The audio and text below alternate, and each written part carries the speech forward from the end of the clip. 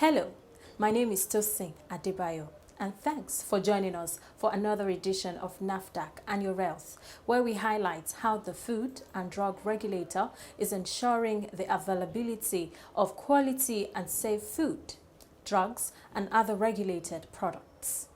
On today's program, our focus is on the use of cosmetics and how NAFDAC is mitigating the effect of the hazardous ones on the health of Nigerians through regulation and sensitization. Cosmetics is one of the 6 products regulated by NAFDAC, and it is of essence to let Nigerians know that there is a proliferation of unapproved cosmetic products on sale by quacks who take advantage of unsuspecting Nigerians. These hazardous products, which mostly contain harmful chemicals or components, are presented to buyers as genuine. There are many ways in which cosmetics can become a challenge. We have very porous borders where people bring these things in that we don't approve. That is one. We also have simple cosmetics. We call them simple cosmetics that we allow MSMEs to make. And we have to control that because those are the ones that we register or that come through our system. And cosmetics can also come through global listing. Global listing is a service for supermarketers. And if they import 5,000 products, we do not inspect them like we do 1 product, 2 products per company. That is a challenge that we are revisiting as we speak. To what extent do we leave them without inspection? Are we going to be doing random inspection so that we can see those that are bringing things in that are of good quality and those that may not be? And then there are some cosmetics people that actually make cosmetics in their studio. These people are not well trained to make cosmetics. We need more sensitization. We need to bring them, because sometimes they don't even know adding this to that can lead to something down the road. It can lead to cancer. Those who use bleaching creams or whatever, your skin may be lighter now, but what is going to happen in 10 years if you keep using the same thing? It's a custom that person is used to. That person may have cancer. So we have to make sure that our own awareness, our stakeholders' awareness, sensitization, very, very important. And enforcement. We go to do raids at the trade fairs, and it's a continuous battle. We carry tons and tons and tons of seized goods. They go back to do things to bring cosmetics in.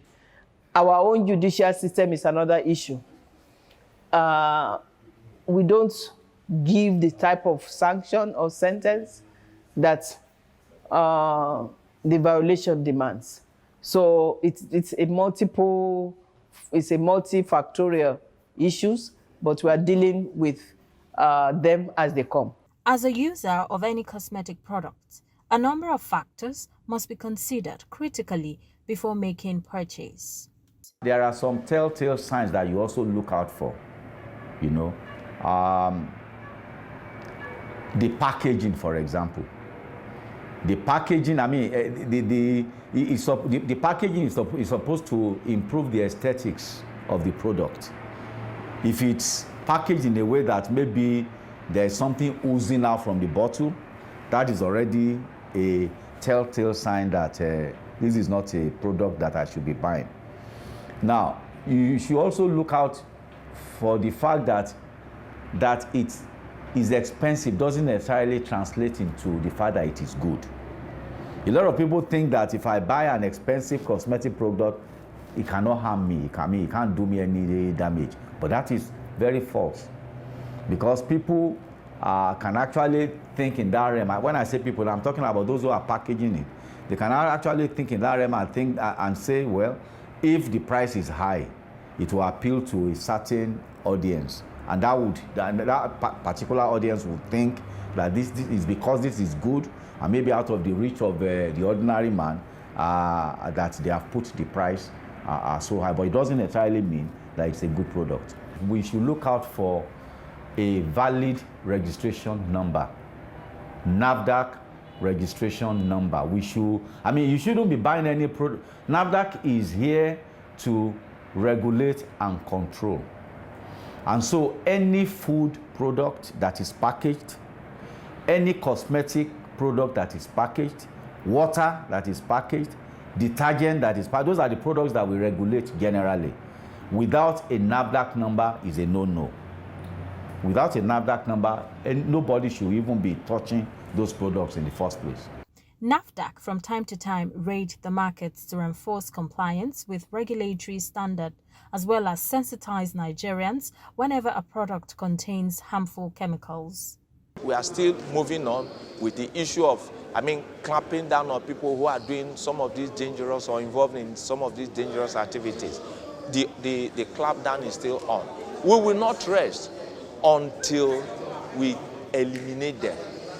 We will not rest because these people, they pose a grave danger to society. What is going on is horrible. People are bringing in chemicals.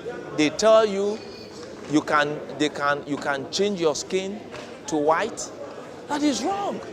And we are also against people who use the social media to sell some of these dangerous items they call cosmetics. We find a whole lot of them. People are selling it online for what is not registered by the agency. We frown at it, and we are going to prosecute and we are going to deal with people who are involved in this. If you are black, you should be happy. The color that God has given you. If you are light, that is good. You don't have to destroy your body. Depending on the kind of regions where people reside. So the ones that are meant for Nigeria, or the ones that they want to bring into Nigeria, we shouldn't, because we find them in other countries and want to bring them in. So it has to be tested by NAFDAC to ensure that it is in conformity with the standards that we accept in Nigeria. The agency's website, www.nafdac.gov.ng, is another platform to keep you abreast of cosmetic products that are harmful, as the Cosmetics Prohibition of Bleaching Cream Regulation 2005 can be found there for the benefits of Nigerians. Before a cosmetic product is approved by NAFDAC, it is subjected to a rigorous laboratory testing in order to ensure that no substandard or unwholesome products find its way into the market. This unit lab is actually dedicated to testing cosmetic products. A whole range of cosmetic products that are in use in town. They are brought here pre-registration to conduct tests to make sure that they are suitable for use by the populace. And occasionally too, when there is a survey or any course or investigation samples of cosmetics, they are brought here to conduct analysis on them to make sure that they are good. Cosmetic products are products that are formulated either from natural products or synthesized ingredients, and they are formulated and synthesized chemicals, and they are formulated to be used on the body, the skin, to make the skin look good or to take care of the skin. And there are different types of cosmetics. What I have here is a soap. Soap, use it to wash. And the chemical formulation is different from what I have here, which is a cream, a body cream that you rub on your skin, maybe to make it glow or clear blemishes. We have some that are for hair care products. So different types of and we have some that are formulated for children, because children have tender skins. So we have to be sure that whatever they are rubbing, any oil, or any cream, or any facial powder they are rubbing on the toddler's or a baby's skin has to meet international standard of specification with respect to some chemical components. we see a lot of people that have applied I will not call them cosmetics now. Maybe it's formulated chemicals to their skin and they suddenly turn white. But I want to assure you that any cosmetics product that pass through this lab, we have done due diligence to carry out regulatory, part of our own regulatory activity, that is testing the product to make sure that it's fit for human use. And the few ones that people are using, in fact, we have two categories now. People formulate things in their beauty spas. They mix all sorts of chemicals together. They are not formulated, packaged, and sold. They are formulated in situ in a cosmetics shop somewhere. No label, we don't know the ingredients that are in those products, and that is the danger because they are difficult to regulate. Then we have products that are formulated, that we regulate, that come to the laboratory, and those products, we make sure that all forms of contaminants and substances that are not supposed to be in those products are not there. For instance, we don't allow hydroquinone more than 2%. It has a skin lightening effect, but if it is more than 2% hydroquinone, we're not going to allow it. NAFDAC and your health will be back after this break. Stay tuned. Welcome back. If you are just joining us, the program is NAFDAC and your health. In continuation of its public enlightenment program as a regulatory agency, NAFDAC takes its campaign against the use of hazardous chemicals for cosmetics to media practitioners at a sensitization workshop on dangers of bleaching creams and regulatory controls. They will use light-skinned people. They want to do yogurt, they will use light-skinned people. They want to use toothpaste, it is light-skinned people. Because I don't understand. In fact, I have read somewhere that they said, the camera catches the people that are light better. Is it true? Than the dark. Is that the issue? Because I've heard the people in movie industry say that that they don't like putting people that are dark skinned in certain roles because to make them up and project them before the camera is harder work. I don't know if that is true. You need more light. You need more light. Thank you. So that is what we also need to work on. So if our people, our darkness, our culture does not accept light, we must get to the point that we will have to break it and get something that will make our own blackness also well projected, because we can't keep lighting our skin because we want to be seen in the camera. Okay, so like low self-esteem, some people, peer pressure. So there are a lot of reasons why people would want to actually bleach, but is it right? It's not right because of the health benefits or the health challenges.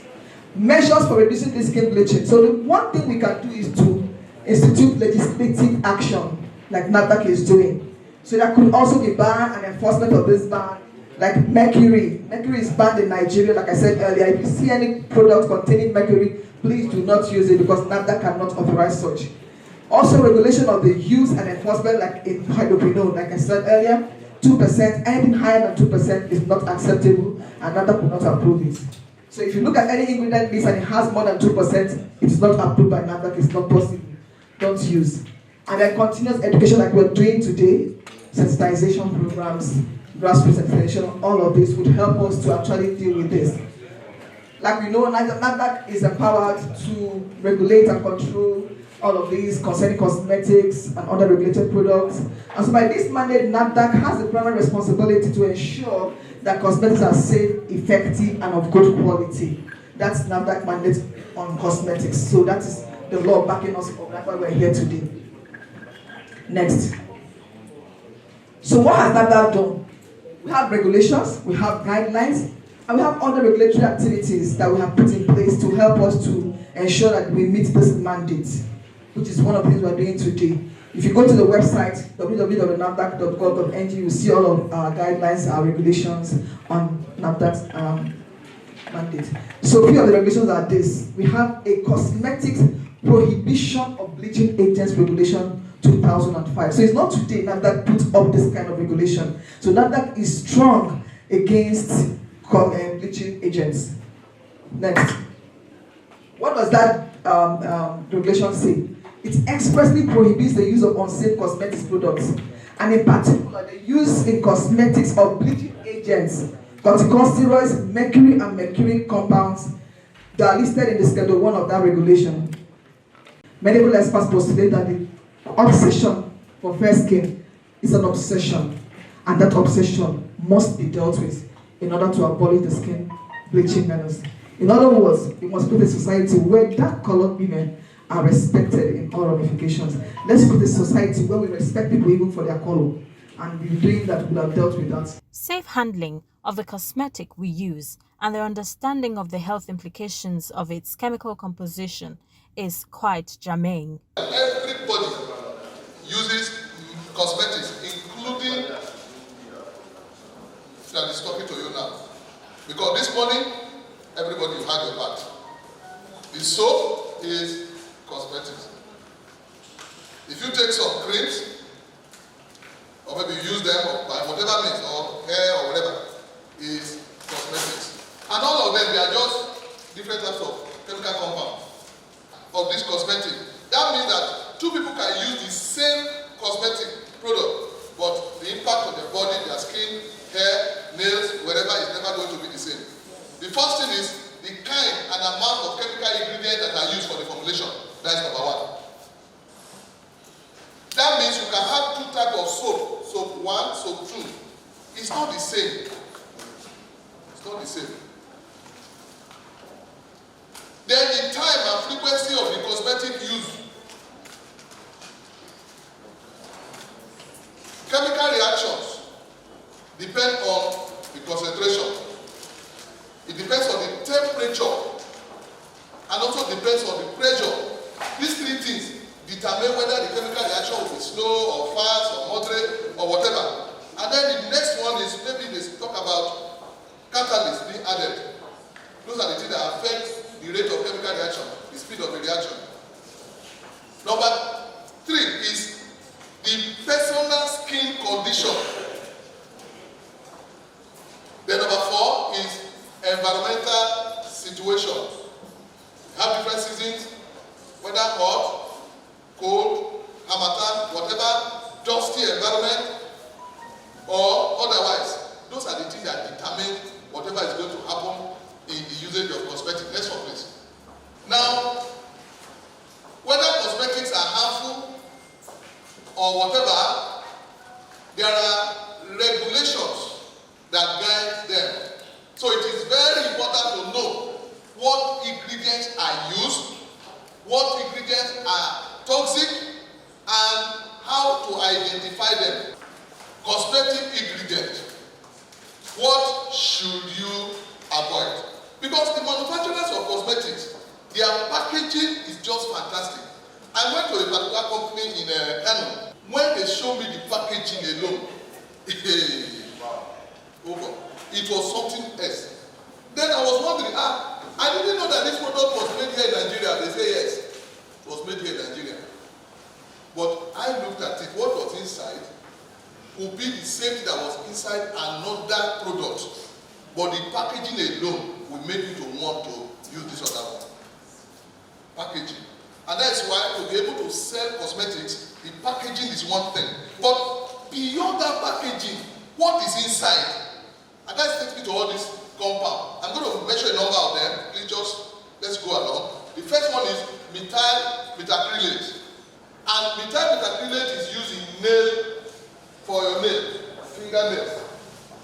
Now, what is there? Methyl methacrylate as a compound has been known to cause cancer. It has been known to cause what we refer to as developmental toxicity or reproductive toxicity. What do I mean by that? The e-commerce window has created an avenue for quacks to promote skin lightening products, which is becoming a challenge for the agency to regulate. And we're talking about sourcing. Where do you source your cosmetics from? How do you source it? where do you source from? Anything that does not have a link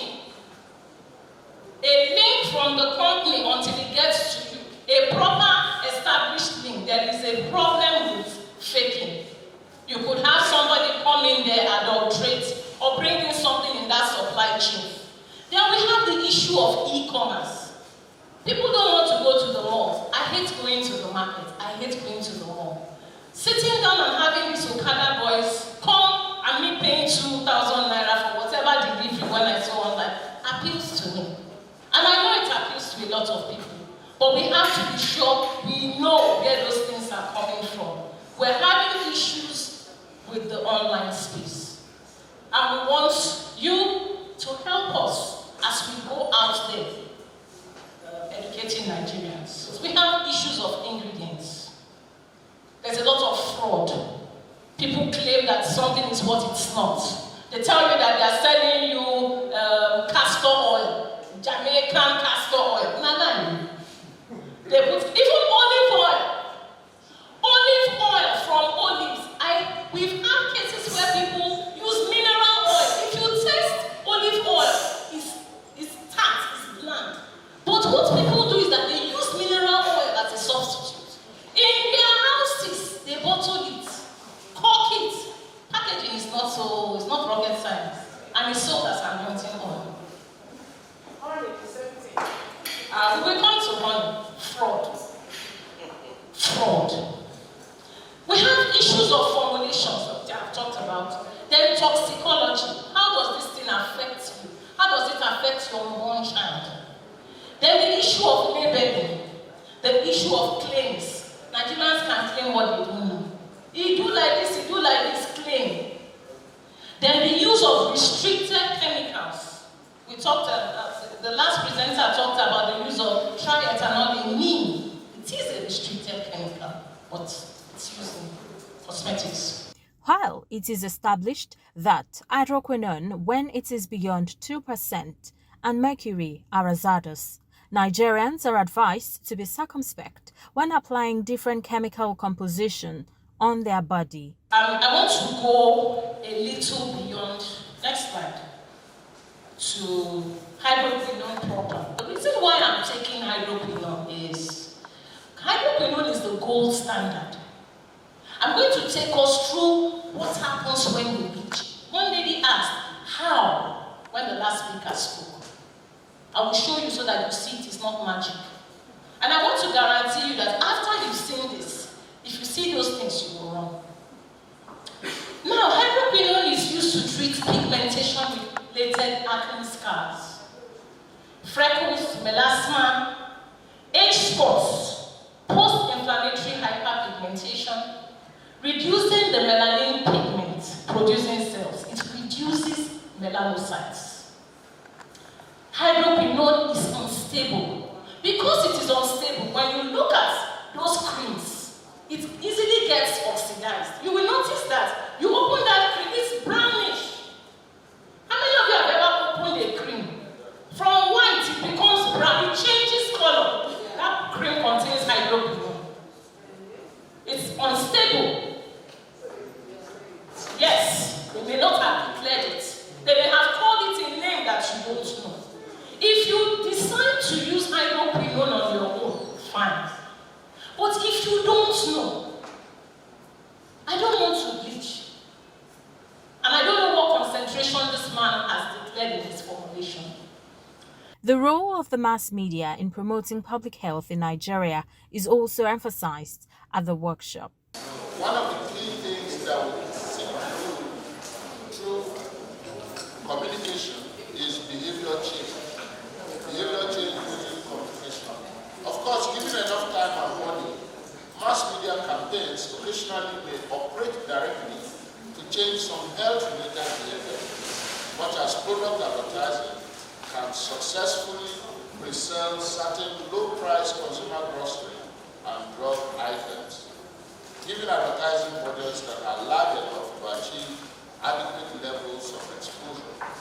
But the point is that there are other possible outcomes of public health advertising and publicity.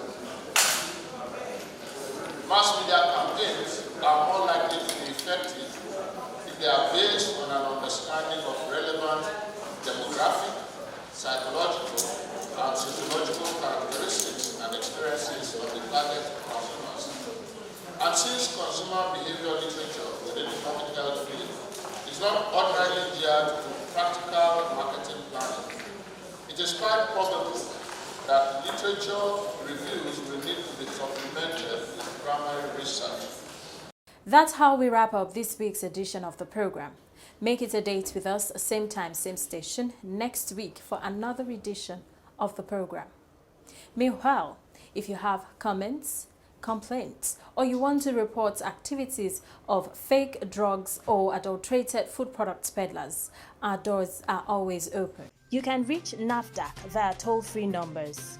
For inquiries, call 0700 162 3322.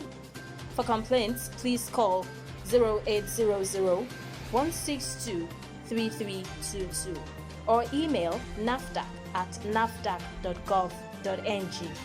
Be part of the fight to safeguard the health of our nation. Stay safe always. See you next week.